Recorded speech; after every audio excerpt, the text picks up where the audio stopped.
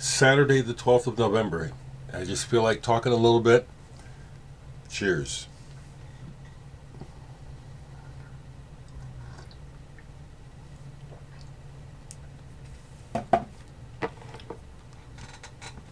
Couple quick reviews.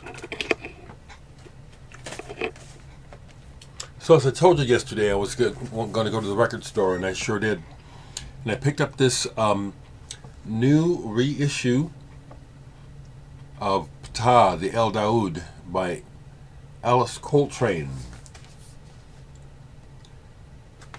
This is a hard one to find originals of. Yeah, Michael Dawson is someone who I watch when he makes videos, which is not very often. But he recently found an original of this.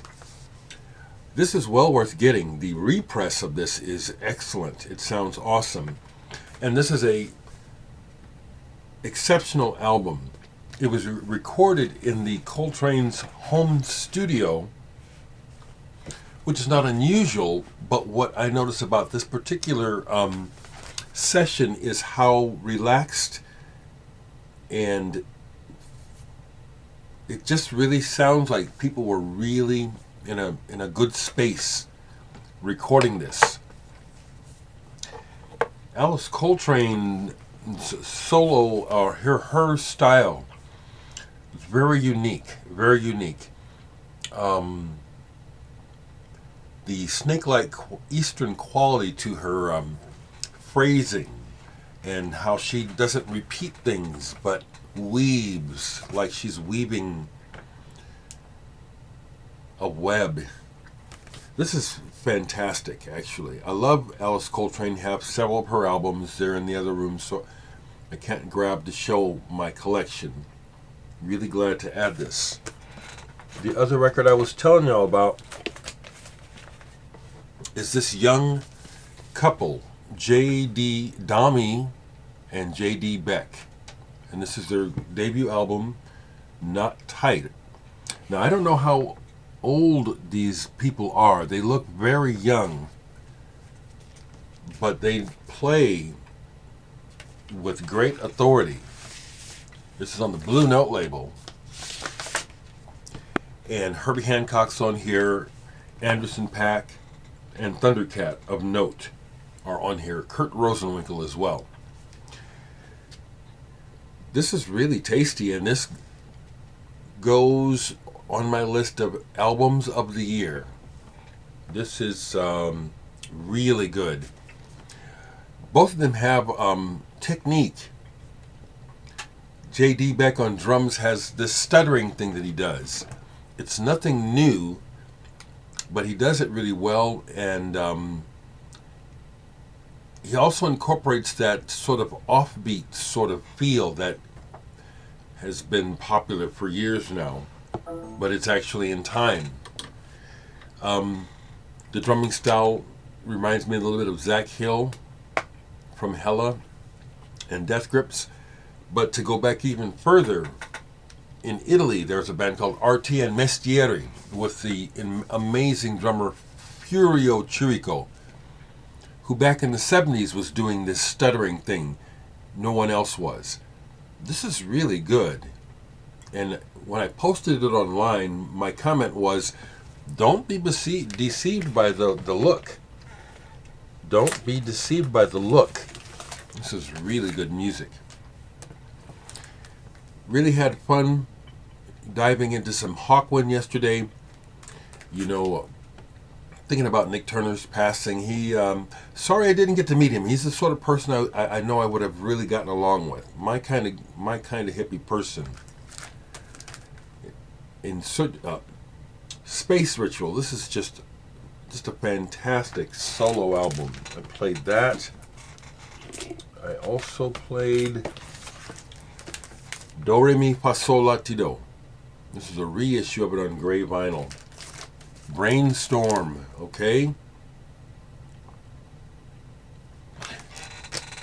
And to me, there was a direct line from hippie to punk with Hawkwind that was not unconnected. They stayed true to themselves and fit in both camps seamlessly, which is how I felt when punk exploded in the market in the late 70s. I was heavily listening to prog, but I noticed the change and loved it, loved both, and knew that in the media, how the media likes to be turncoat. 1 minute you're cool, next minute you're not. I know those folks who were all of a sudden into punk were still listening to the old stuff. Got into some XTC yesterday. Andy Partridge's birthday. Beeswax, B-sides. Just a bunch of great songs. So the other thing to share is that the wheel of life, unfortunately and fortunately, keeps turning. Or maybe I shouldn't even say that, fortunately or other. It's just the way it is. Death is inevitable. And so I'll mention a couple of more musicians in passing who probably won't get much notice otherwise in these parts. Chris Kurtz, or Keertz, however you say his name, guitarist for the Dutch band Earth and Fire. Not Earth, Wind and Fire, but Earth and Fire. A progressive band that also made pop hits over in their home country. Yes, I've got some Earth and Fire. I'd like to have all their albums. Song of the Marching Children. This is a delightful album because it's progressive rock with classic overtones, but it also has pop sensibilities. Very tuneful and memorable. And I love the fold out. It's a nice contrast with the plain black cover. Don't know much about this band except that I understand that his brother, who passed away before him, was also in the band. But I also have this version of their album, Atlantis. It has a better cover, but I was able to find this for $1 years ago. And again, this is very good. This one comes off like a concept album. Like I would say, like, if you like Alan Parsons, you would like Earth and Fire. And then this one, which is when they were definitely had gone full pop. Reality fills fantasy, but it's still enjoyable. Earth and Fire. So we say rest in peace to the guitarist, Chris Kurtz. And I forget who sent these to me, but I have some singles. Picture singles. Picture singles are fun. Michael, if you happen to see this, I loved watching your last video with the King Crimson and Kings. Man, I've never seen most of those King Crimson singles. I don't know what happened to it, but I had an American single of In the Court of the Crimson King Part 1 and 2. I don't know what happened to it. I really don't. But here, Earth and Fire, and another one by Earth and Fire, Thanks for the Love. These are their tune songs. You know, I guess they got airplay in their home country. Cheers again.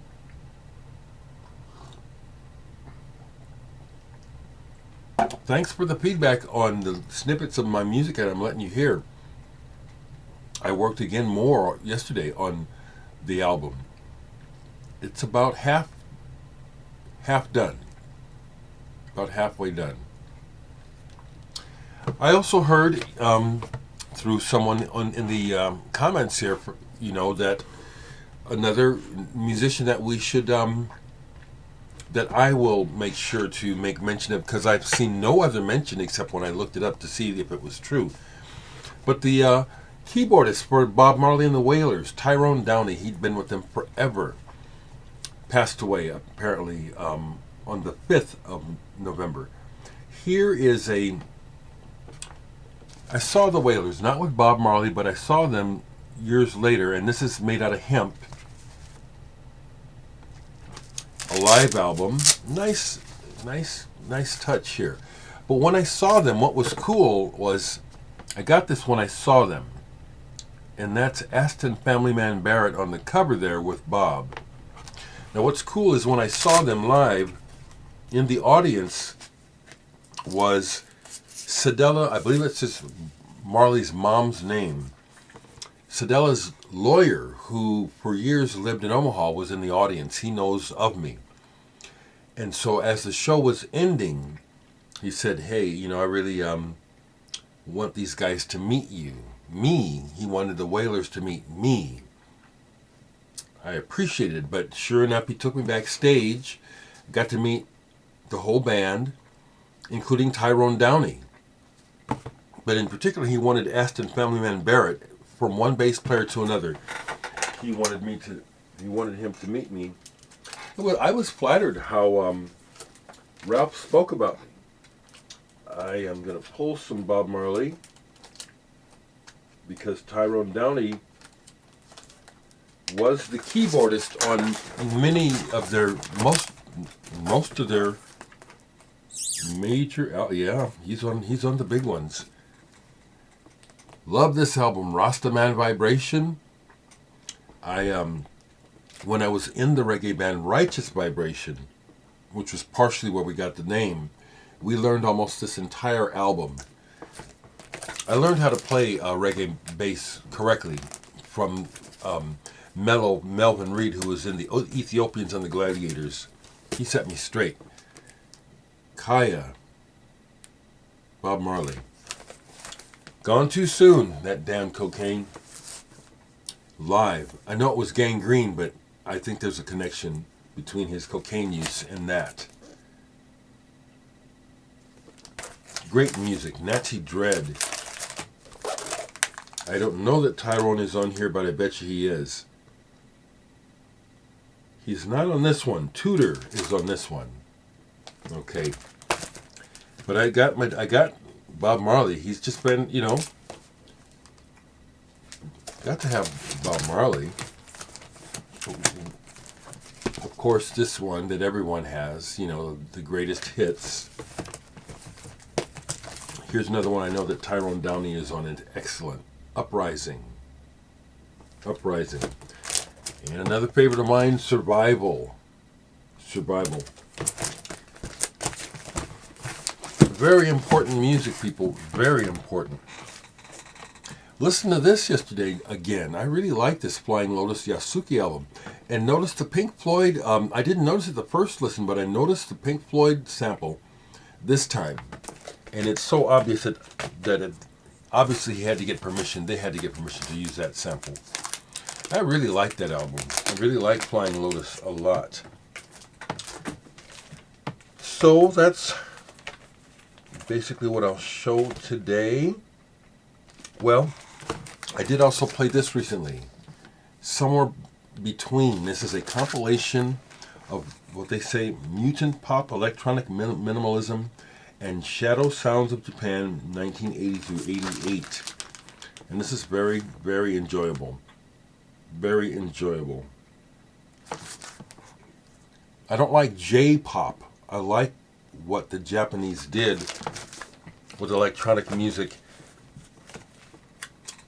along the lines of Yellow Magic Orchestra. And speaking of, Ryuichi Sakamoto is going to be playing a piano concert. He's saying it may well be his very last ever this month. Hope to catch it online. And this is something that was sent to me.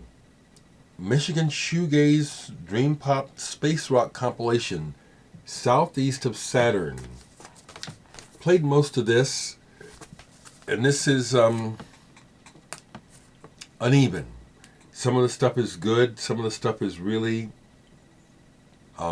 just there.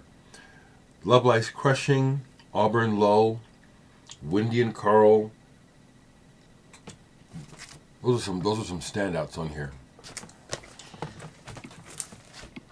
There's some music for you folks. I hope that you're doing okay. And it's spitting snow here in Omaha. It's not snowing, it's just, you know, but it's the first time we've seen snow this year, or this season. And it's pretty cold, so I plan to stick close to home today. Y'all take care.